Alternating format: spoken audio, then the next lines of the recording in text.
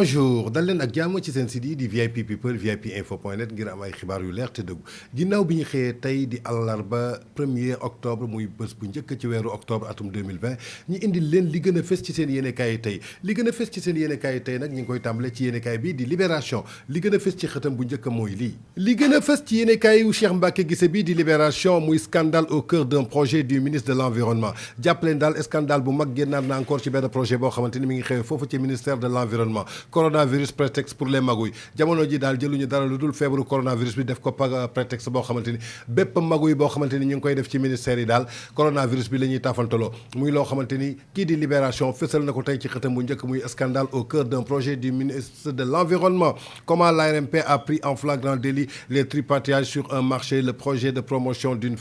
d'un finance novatrice et d'adaptation communautaire muy PFNAC maanaam jàpp leen daal magouille moo feeñ foofu ca ministère de l'environnement muy benn projet boo xamante ni taafantaloo ñu dara lu dul coronavirus ba tey suñu sukkandikoo ci yéenekaay yi Cheikh Mbacké Guissé bi mi ngi xamal avis sexuel commis par leurs employés sur des femmes à RDC lii ma nga xëyee foofu ci RDC muy avis sexuel yoo xamante ni ñu ngi koy teg ci ay employés yoo xamante ni ay jigéen lañu l'enquête qui accable l'OMS muy l'organisation mondiale de la santé l'UNICEF Oxfam MSF World Vision maanaam 50 victimes ont témoigné lu toll ci juróom fukki victimes daal témoigné nañu maanaam ay abus sexuels yoo xamante ni ñu ngi koy subir foofu ci kaw ñi leen di liggéeyloo suñu sukkandikoo ci yéenekaay réew mi quotidien lu ñu fësal tey muy nataalu kii di Zahra Iyane Thiam mi yor ministère des microfinances Zahra Iyane Thiam ne les institutions de microfinance injectent environ 420 milliards par an jàppale ni daal lu toll ci 420 milliards par at bu nekk dinañ ko injecté foofu ci institution microfinance yi ki ko fësal di Zahra Iyane Thiam ci yéenekaay bii di réew mi quotidien suñu sukkandikoo ci yéenekaay bii di Direct News li ñu gën a fësal tey muy nataalu kii di président de la République Macky Sall débat du siècle entre Macky Sall et l'opposition ginnaaw Macky Sall bu mu défier opposition bi maanaam képp koo xamante ni bëgg na ko rek dina ñëw jàkkaarloog moom ñu def débat ci wàllu inondation bi maanaam tey Direct News fësal na loolu muy débat du siècle entre Macky Sall et l'opposition lu mu xamle nag nee na en moins de 24 heures après la déclaration du président Macky Sall Abdoul Mbaye et Ousmane Sonko se sont inscrits sur la liste des débatteurs ku njëkk a inscrit daal muy Abdoul Mbaye ak Ousmane Sonko daal défier nañu kii di président Macky Sall nañ ci liste ba pour jàkkaarloog moom pour débattre lépp loo xamante ni jëm na ci wàllu inondation pour rendre hommage à Sidi Lamine Niass l'homme de la contradiction et des débats d'idées Walfadjri semble être le média approuvé pour recevoir le moment d'échange nee nañ daal pour rendre Sidi Lamine Niass di suñu benn média boo xamante ni war na mën a accueillir débat ba bu dul Walfadjri maanaam Macky Sall daal képp koo xamante ni bëgg a jàkkaarloog moom ci débat bi nee nañu ki ñu souhaité daal muy yéenekaay bi nga xamante ni ki ko jiite woon di feu Sidi Lamine Niass ba tey pour diriger tout ce beau monde Direct News propose un duo de journalistes de talent et avoir El Hadj Assane Gueye de la RFM et Diatou Cissé Coulibaly nee nañu daal ñoom lu ñuy proposé muy ñaari journalistes yoo xamante ni de référence la ñu kii di El Hadj Assane Gueye nekk foofu ci RFM ak Diatou Cissé Coulibaly les exercices dignes de grande démocratie que le Sénégal s'est toujours refusé de faire malgré une forte demande lors de différentes élections présidentielles en acceptant de débattre avec l'opposition le président Macky Sall en sorte grandi maanaam loolu daal la ñu fësal tey ci yéenekaay bii di Direct News suñu sukkandikoo ci yéenekaay bii di l'info lu ñu fësal tey entretien avec Meissa Babou économiste Meissa Babou daal di benn économiste bu mag fii suñu réew économiste sénégalais est un grand corps malade nee na lépp loo xamante ni jëm na ci économie bi daal nañ jàpp ni daal dafa mel ni yaram boo xamante ni daal lépp ma tawat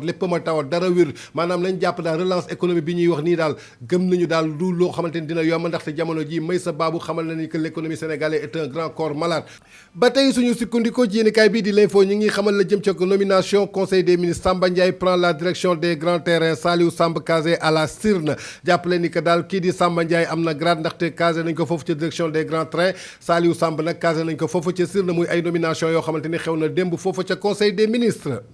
ba tey suñu sukkandikoo ci yéenekaay bii di enquête quotidien ñëwaat nañu ci affaire u Lok Afrique nag muy société boobu nga xamante ne kii di Khadim Ba moom moo ko jiite di doom ci Amadou Ba directeur Carrefour automobile un imbroglio judiciaire maanaam jàppale ni que daal imbroglio judiciaire am na fa au départ un simple affaire de famille à l'arrivée un imbroglio qui menace un secteur stratégique le juge Malick Lamotte et Siré Ali Ba le nouveau maître du jeu Cheikh Diop CNTFC l'État doit prendre en main cette situation qui provoque au CA et à la SAR muy société africaine de raffinage le silence de l'État dans ce dossier qui pourrait compromettre l'avenir de la SAR en tout cas muy ay kàddu yoo xamante ni Cheikh Diop directeur CNTF/TRES nee na noppaaral patapataral bi état def mën na compromettre avenir société africaine de raffinage bi muy dossier boo xamante ni ba muy dem au départ dossier affaire famille la woon mais jamono ji daal doon na benn embargo boo xamante ni justice dugg na ci bu baax a baax suñu sukkandikoo ci juge bi di Malick Loumotte ak Siré Ali Ba muy ay nouveau maître de jeu yoo xamante ni dugg nañu ci dossier boobu muy dossier Afrique ki ko fesal di yéenekaay bi di enquête quotidien suñu sukkandikoo ci yéenekaay bii di critique li ñu fesal tey ci seen xëtu yéenekaay tey 1er octobre 2020 muy lan l'heure des exactions étouffées et renouvelées le CAP accuse le ministre de l'Intérieur sur l'agression de Adja Ndiaye de Dakaractu bu leen fàtte ni que caméraman woman boobu nekk foofu ca Dakaractu Adja Ndiaye ginnaaw bañ ko agressé ay policiers jàpp ko dóor ko ba muy bëgg a dee mënate ko dugal ko ci oto bi danañu l'heure des exactions étouffées et renouvelées la CEPA accuse le ministre de l'Intérieur joxuñu ñu baaraamu tuuma kenn ku dul ministre de l'Intérieur Aly Ngouille Ndiaye ba tey ci critique l'armée en conflit à Ouakam foofu ca Ouakam armée bi daal ñu ngi ci ay conflit les dessus d'un cavriard de Comicos la bataille déshonorante des termes du sud jàppale ni que daal affrontement amoon na foofu entre anciens militaires yi ak policiers yi mais ay ba moor am ci ay blessé am si muy lu doy waar diggante police ak anciens militaires yi daal doy na waar foofu ca Ouakam ki ko fesal tey yéenekaay bi di critique l'armée en conflit à Ouakam les dessus d'un cavriard de Comicos ba tey suñu sukkandikoo ci jàqare boobu am ci diggante militaires yeeg policiers yi foofu ca Ouakam prédestiné aux hauts gradés du fait de la position géographique et cédé du coût des exhaustants les titres fonciers de communicaux domiciliés à Ouakam sont courus mais ils ne sont droits de hauts gradés de l'armée une injustice qui a fini par accoucher de déchirures entre frères d'armes et de famille d'anciens militaires finalement expulsés hier après l'affrontement avec les militaires sont désormais dans la désolation la bataille entre frères d'armes a duré presque 4 tours d'horloge 2 militaires ont été blessés et des arrestations des jeunes du côté des manifestants muy lu doy waar diggante policiers yi ak anciens militaires yooyu nga xamante ni dañu amoon ay titres fonciers foofu ca Ouakam Comico ba noppi ñu génne leen foofu suñu sukkandikoo ci yéenekaay bii di Vox Populi lu ñu fësal tey muy nataalu kii di Ousmane Sonko affaire d'audience avec le chef de l'État et gestion des inondations Sonko qualifie Mansour Faye du plus grand menteur du Sénégal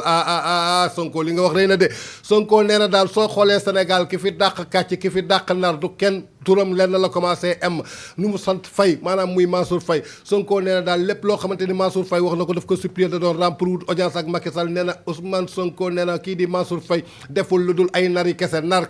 xam nga naar moom naar kese la fi def du samay kàddu nag kàddu Ousmane Sonko la bi nga ko waxee ci yéenekaay bii di Vox Populi nee na face à lui Piononchi serait un mais sauf que la place du nez nous avons le fleuve du Sieur Ousmane Sonko wàccee na Mansour Faye de en tout cas nee nañu tontu du forox xamoon naa ne Ousmane Sonko su xëyee dina tontu ba tey suñu sukkandikoo ci Vox Populi ñu ngi ñuy xamal ni que bus yi nga xamante ne muy ay minicar ñoo war a remplacer cette place yi egsi na le président de la République Macky Sall relève le défi du Macky et de débattre des inondations Macky remplace les minicars par les 7 places maanaam ancien 7 places yoo xamante ni depuis 1900 avant indépendance lañ ko amoon Macky am na ay minicar yoo xamante ni ñoo koy remplacer wàcc si nañu fii ci Ndakaaru ba tey suñu dellu see ci violence yooyu nga xamante ni am na diggante l'armée bi foofa ca terme sud à Ouakam jàpp leen lu toll ci juróom benn jeune arrêté nañ leen 2 gendarmes blessé nañ leen Kawi Kane Ousmane Sadio mutué en guerre on nous a sacrifié après qu'on soit sacrifié pour le pays du samay kàddu nag Ousmane Sadio nee na dañ leen sacrifié ginnaaw ñoom bi ñu sacrifié seen bopp pour pays bi Pape Gueye ancien du gaz je ne pense pas que je pourrais remettre d'une telle humiliation nee na daal jàpp leen ni que daal lii humiliation bu mag a mag la en tout cas doy na waar jamono ji armée bi tàng na police bi tàng na ki ko fesal di yéenekaay bii di Vox Populi suñu sukkandikoo ci yéenekaayu des médias bii di Tribune Serigne Mountakha Mbacké le visage de la résilience et de la relance économique muy benn édito boo xamante ni kii di président mouvement gëm sa bopp di Bougane Gueye Dany jagleel na ko kii di xalif général des Mourides muy Serigne Mountakha Bassirou Mbacké mu tuddee ko le visage de la résilience et de la relance économique amul benn visage ci réew bi tey boo xamante ni mën na indi résilience wala relance économique bu dul Serigne Mountakha Mbacké ki ko jàkkale nag di Bougane Gueye Dany moo jëlaat stylo maanaam journaliste du Baye Dóor ginnaaw ba mu demee ci politique bi jëlaat na bigam bind daal édito boo xamante ni doy na waar ku bëgg a xam lépp lu mu ci wax da ngay dugg ci sa yéenekaay bi di Tribune expulsion de 70 familles à Ouakam les quartiers terme sud à feu 3 gendarmes blessés les victimes prêts à se donner à la mort doy na waar na président de la République jóg waaye ministre des forces armées régler problème bi waaye sa njaboot la police ak armée suñu xeexee ci dëkk moom du baax a dara suñu sukkandikoo ci yéenekaay bii di réew mi quotidien li ñu gën a fësal tey maanaam muy lan indésirable à Touba c'est cadeau refusé soxna Aïda Diallo seul contre tous Aïda Diallo daal jamono ji kenn bugg ko Touba elle est indésirable maanaam jigéen bu dëgër bopp la muy ancien soxna Cheikh Béthio Thioune nee na moom daal dafay forcer pour dugg def màggal pour la première fois dans l'histoire ñi gis jigéen boo xamante ne day jiite tarixa mu bëgg a jiite cantaku ni muy soxna Aïda Diallo elle est indésirable à Touba nee na bugguñu gis sax takkandeeru Aïda Diallo lépp luy cadeau loo xamante ne ay nag indi woon na ko jagleel ko Touba dàq nañ ko jàppale ni ko daal jamono ji combat bi soxna Aïda Diallo wéet na ci de moom kese la nii la ku dëgër bopp moom nii rek ngay mujjee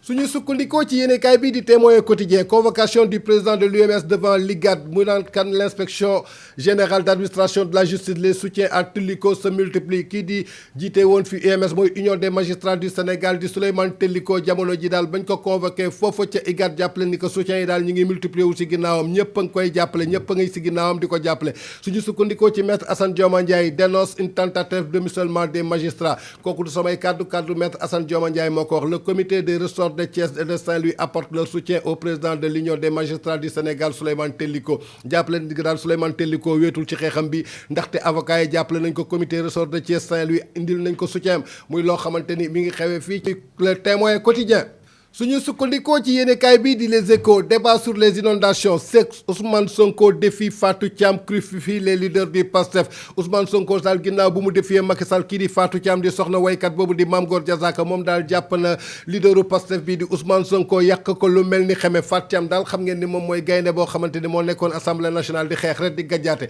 moom daal dafa mel ni takkandeeru Ousmane Sonko neex ko waaye jàppale ni Fatou Thiam daal crucifie le leader du PASTEF Ousmane Sonko pour l'honneur de la descendance de la lignée des guerriers dont il se réclame il ne saurait se débriner Fatou Thiam définit Sonko manipulateur diffamé calomnier et insulteur Fatou Thiam daal li mu wax Ousmane Sonko doy na waar nee na manipulateur la day diffamé maanaam di wax loo xamante ni dara du dëgg calomnier ak di saaga rek la fi nekkee loolu nag du samay kaddu Fatou Thiam la moom moo ko teg ci daru kii di Ousmane Sonko su yéenekaay bii di Les Échos ba tey suñu sukkandikoo ci agression bi nga xam ne am na ci caméraman woman bu nekk foofa ca Dakar Actu di Adja Ndiaye la police des polices activée 4 agents entendus Adja Ndiaye auditionné sur son lit d'hôpital jàppale ni que Adja Ndiaye daal foofu lañ ko fekk ci lalu hôpital am auditionné ko mais jàppale ni que 4 agents de police aussi entendre nañ leen suñu sukkandikoo ci commissaire Arouna Sy bi nga xamante ni suñu fàttalikoo jamonoy 23 juin moom moo fi jiite woon commissaire central du Dóor di Boumiret Arouna Sy patron de la direction de l'inspection des services de sécurité muy 10 men enquête bi nag dénkuñu ko kenn ku dul Arouna Sy Aly Ngouille Ndiaye s'exprime ses regrets Aly Ngouille Ndiaye daal nee na mi ngi jéggulu ñu ngi regretté te dinañu jël bépp charge boo xamante ni ma nga foofa ca kii Adja Ndiaye lépp lu mu tëdd ci hôpital principal état bi dina jël charge yi fay ko suñu sukkandikoo ci yéenekaay bi di li quotidien lu mu xam ne décision sur la santé et la pharmacie les syndicalistes rappellent au président de la république les priorités lépp loo xamante ni jëm na jàll ci wàllu décision santé ak wàllu pharmacie syndicalistes yi daal ñu ngi fàttali kii di président de la république lan mooy priorité yi nag ku ko bëgg xam da ngay dugg ci sa yéenekaay bi di li quotidien ba tey ci li quotidien del soit na ci affrontement yooyu xam nga xamante ni am na foofu entre force de l'ordre et anciens militaires foofu ca Wakaam jàppale ni que 1 mort et 4 gendarmes blessés benn nit faatu na ci 4 gendarmes blessés nañ ci muy loo xamante ni am na démb foofu ca Wakaam ba tey ñëwaat nañu ci débat sur les inondations et l'assainissement Sonko révèle le défi de Macky Sall maanaam benn défi la woon Ousmane Sonko révélé na ko bëgg na jàkkaarloo kii di président de la République Macky Sall ki ko fesal di seen yéenekaay bii di li quotidien suñu sukkandikoo ci yéenekaay bi di Stade Sport Stade lu ñu fësal tey certitude et incertitude surprise première quel lion face au Maroc et la Mauritanie jamono ji nga xamante ni gaynde équipe nationale dañu war a jàkkaarloog équipe bu Maroc boobu ak Mauritanie jamono ji ci ay certitude ak incertitude la coach bi taxawee muy Aliou Cissé jàq tool ñu jël nataalam fësal ko mu jël bëtam yi teg ko si asamaan si Aliou Cissé lu muy xalaat en tout cas doy na waar Mendy et Gomis vont tenir leur place Kobali et Bengourou, les surprises. Koulibaly en patron, Sabali de retour, Gana Crépin,